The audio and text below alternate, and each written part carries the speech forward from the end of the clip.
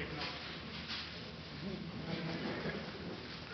The question was brought up about, what has Richland County done? And I think, there's no sense in us trying to discover what the wheel and how the wheel's going to do. You have a whole state of North Dakota that is extremely wealthy now, and they've gone through this. So let's get in contact with some of those towns and find out what they did and shortcut us to work to solve our problem. Also, Richland County. When we talk about our impact, we're talking about the Senate Bill 403, and we're talking about the 6-month grace period. One thing I don't think that was mentioned was that the money that we were talking about, the 30 cents going to the state, was money that the mineral owners paid predominantly, not the oil companies. There's still oil companies that pay revenue after they get their 18-month tax break, and I'm not sure what that number is, but most of the taxes that are going in are what the royalty owners are paying, mineral owners. So there's a lot more money to be had. The hidden cost, the hidden money that you're talking about at the state level that they're not acknowledging right now, there is money there. And all the budget cuts that you see coming, trickling down, they're ignoring that because, and the reality is they're saying it's not there yet. It's because of the 18-month ordeal. I think that we need to come out with and you're going to have to talk to insurance companies, possibly, but if we have oil companies that are willing to do work, because they can't get their rigs through, you have a question about liability. Can they legally do it? And if we had something in place that they sign and the commissioners sign that allow them to put Story on the road because it's terrible, or to gravel or deflate it because it's really slowing up their operation, then they should be able to do it. But I'm sure there's a liability issue. There's no liability issue. No, Jim contacted me on that. We've got one oil company that's going to do that for us already. Okay. So that is already in play. They're doing it right now. So you're going to invite the oil companies to help us out. Yeah. Dave's the one that started it. Dave's the one that started it. He got hold of me and wanted to know if he could get an oil company to sign off on doing a road by his place. So I went and got hold of Maker. But my understanding is the oil company wouldn't sign a lease that way. Is that true? But they will do the roads, right? They won't sign anything, but maybe. They won't sign anything, but they will do it. But they'll still do it. Right. And so So you it's know all for sure that liability. that's not going to exemplify them into having to be liable. Right. Or you They're don't. still going to be liable. So They're that's, still Be liable. that's They'll be liable anyway, so don't. we've got to figure out a way that we can Right, that's what I'm watch them going to to make sure that they build the roads to our specs. That's exactly right. I'm going with it. You have to have something in play. I would beat to it. You have to have something already in play because that's what's going to happen. Because we're not going to get them fixed on. We know we got labor issues, we got time issues, we have housing issues. We don't have the salvation right now to fix them, except for the oil companies fix them. One of the biggest things is material. But the county doesn't want to take the liability of somebody else's work. Do we? Well, At this point, we just about have. We will. Well, that's a question though, that there has to be something. now we're already allowing one oil company to do it, so. At this point, any help I can get, I'm taking. It's just, Okay. How much trouble would somebody get in volunteer foot? Okay, I've got a logistical question, I'm gonna come to this eventually, but he has two questions. Number one, who trains your blade men? And number two, who supervises? I supervise. Okay. I will say this, there's a blade man in Bainville here. We live up on the north end of the county, right against the Sheridan County line actually. When we turn off US 2 and head north on 405, you get to the North Bainville substation, and the roads from Highway 2 to there are, you meet somebody and pass them, you hit that North Bainville substation, and it's like you have driven into the tundra. Now, I know there's two different white men handling that, okay? Obviously, somebody hasn't trained the blade man that runs from there to the Freud, from 405 Freud Road. Or nobody's checking on him, or chewing on his, or not, or he doesn't know how to do the job, okay? Somebody needs to either give him some help, or if he's unwilling to do the job as he should, because it's a death trap. From the north, from that Dayville substation to the Freud Road is a death trap. I cannot believe there hasn't been a head-on somewhere. There again, the oil field came in with what do you call them, snowcats, or whatever it was. If it hadn't been for that, it wouldn't have been passed. It's, I don't know, all I'm saying is that the fellow that's doing it here in Mainville obviously cares, puts the time in, and does the job. Dave, you deserve a pat on the back. It's the difference tonight and day, and it's gonna happen. There's gonna be an accident. Rick, wasn't he up on your road for a while, and now we have him down here? Yeah. The other part of that, fellas, is for somebody that turns off of US 2, heads north on that road, like for me, to go home, or Dave Pickard or there's some others, we can get to that north main, but there's no coordination between the two. You can hit that substation, and that road is blocked going north, and Dave's got it 50 feet wide up to that point. If nothing else, have one of them do all the way through, so that when they do the road, you know that it's open. Because it happened to us 2 or 3 times, my wife too. You hit that substation, she's blocked, you turn around, you go to Bainville, and you go all the way to Colton, all the way to Troy, and all the way back in. I mean, the coordination is not the best there. There's got to be something where either one, what's the road that goes past your place?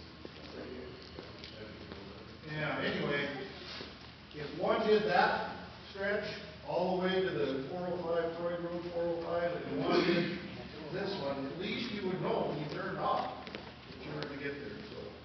And that's what I'm working towards, with running the blade to straight 327, 405, finish it, come back down. By the time it'll take him about a week to do it, and he just turns around and starts over again. And that's my whole plan with trying to get these other. And somebody has got to take the blade man that's doing the other part of that, and like I said, spend some time with him, training him, and show him how, so that he knows, because, quite frankly. I know exactly what Yeah, you're saying. all right. But a week isn't even gonna cut it. What's that? A week isn't gonna cut it. I watched Dave do our 327, and you're talking about the frac trucks that are happening on that road. 6 hours after he's gone, it's like he's never been there. Oh, I like that. So that's why, a week just isn't gonna get it done before what happens. Really? Our problem is down our road, is our blade man is taking down our edges of our road. And when you have to pull over because another vehicle, bam, right in the ditch and you're flipped over. You have nowhere to go. And so you cannot even hardly get over because, and it's like that on both sides of the roads, all the way through. What is your road number up there? Oh, I'm 10004. Well, the reason I did that, the reason I took those off the shoulders was because I assumed all the rain, as you notice, the washouts along the shoulders. So it traps the water on the road. You need to shed that water off the road, which is why I Dave, took one those. speak a little louder. Which is why I took the berms off of the shoulders. You want the road to shed water and it'll stay drier. You know, and if you leave it on the shoulder and let it run down the hill, well, pretty soon you've got a washout like this along the shoulder, which is gonna take the road away. It just obliterates the road. I think Julie has a valid point, and so do you.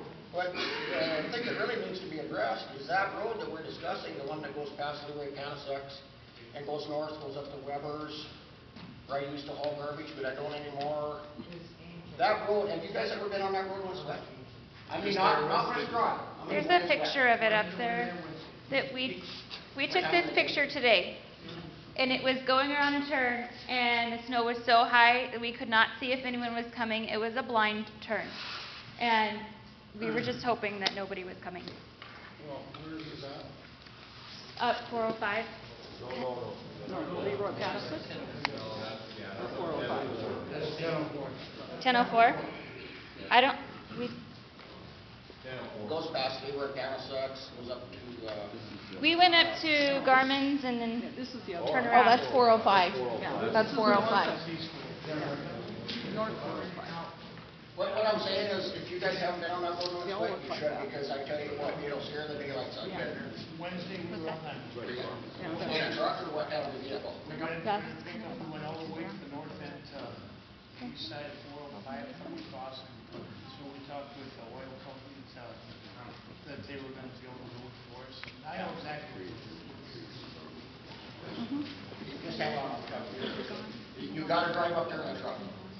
It's a total different experience. And especially garbage truck, it's so heavy in the back, my garbage truck, if you don't drive it like a train going on a track, and it starts to slide, you cannot control it. I've been on that road. I went up to Doug Riedel's and came back that road. It wasn't even raining. It was in the spring of the year, and it was dry, and then the sun came up, and it was just starting to get moist. No rain. And I tell you, I drove from Doug's to Highway 2, which is how far I gotta go down in my truck, I can't remember. 8 miles. I drove this fast, and this is no joke. I drove that fast because I was afraid, and I unfastened my seatbelt. I made sure my door opened, and I stayed a little bit on the right-hand side because I figured if I'm gonna lose this thing, I want to get out this door. It's scared. It's very scary. And we were out there last Thursday. There's a truck that did just that. It moved over a little too, and it had this much space between the edge of the road and this tire truck. We took Tanker pictures that's of it. flipped over. And I talked to the truck driver, and it slid off the road. Was that before or after the oil for somebody went in and waited? That was Thursday afternoon. That was Thursday afternoon. The crane pulled the semi out on Monday, The accident happened about noon on Thursday. and I was pulled over on the side road for 2.5 hours and could not go home because I had to wait for a crane to pull out a semi, because the semi could not make it up a little hill. Yeah. And then that was Monday, Thursday when I got off work and headed home, I just started right up the road and the tanker was flipped over. No, I'm serious, guys. You guys, I will pay you guys $500 if you will come with me in my garbage truck and drive up that road when it's wet. It would scare the daylights out of you.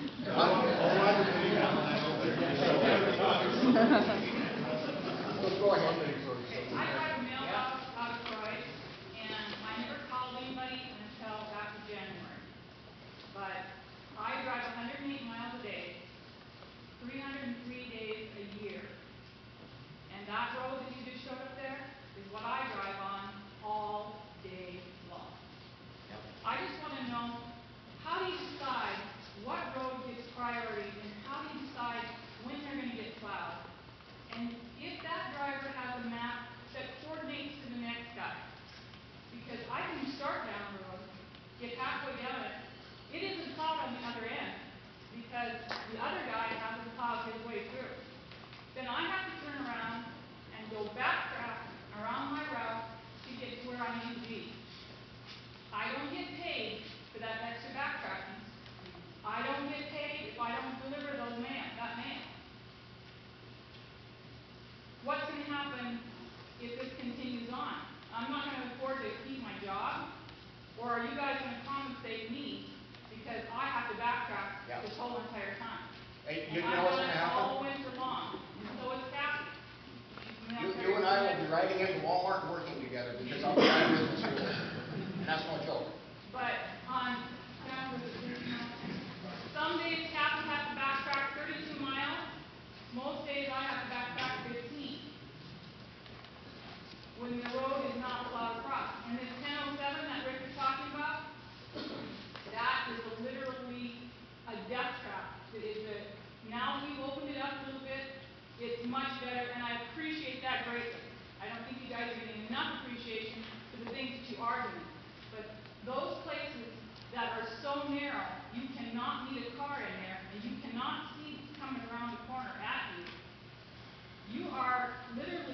your life in your hands every single day.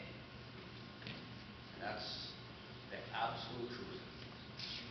This is not a matter of inconvenience, it's a matter of safety, just like on that sheet you printed out. Todd, before I get to you, I'll get to Neil, because he was up before you.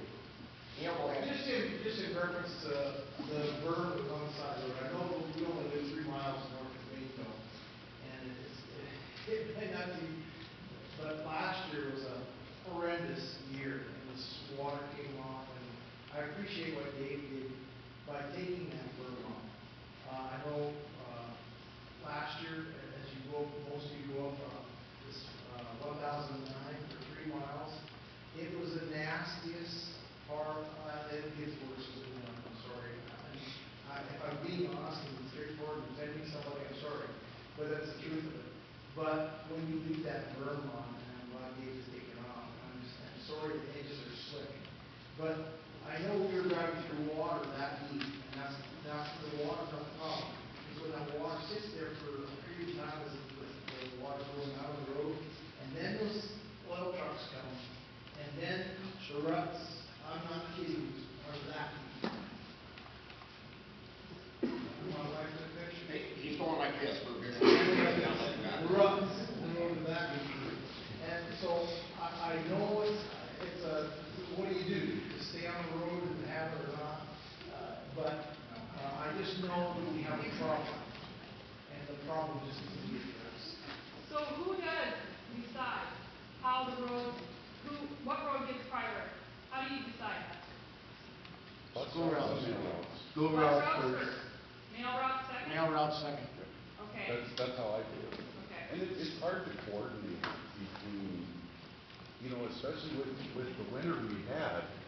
Oh, You I know, know. when, the beginning of the winter, I could cover my area in 2 days and have everything widened out. Well, the last couple of days we went out, I could maybe get 1 road done a day. So it's hard to Do you have a map that coordinate. coordinates to the other guy, so that he knows where you end Well, and where he's supposed to start? We all have our districts. Right. But if he's going west one day and he got more done, we tried to go, if he went east, I went east. But it doesn't work out that way all the time. I mean, there's times where over east, they didn't get the snow, they might have had the wind. And then on the other side, well, there was more inches of snow and 30-mile-an-hour winds, so it took me longer, to Right. get, and So then what happens when they only go partway through a road? They stop, turn around, and then you go up that road and you can't go all the way through. 1007 is a perfect example of that. It is my mail route, and it connects from Rick Hampton's house and goes all the way over the county line. It was 3 weeks before that road got touched. it was one of those winters. I'm not blaming you, it's not your fault. I just want to know, who do we get a hold of, or how do we get a hold of people to get these things done? That's me. And I've had all winter, and if I'm on the phone, I always call the people back where if it's not, if it doesn't say private, where I'm listed on my cell phone, I always call back. Do you have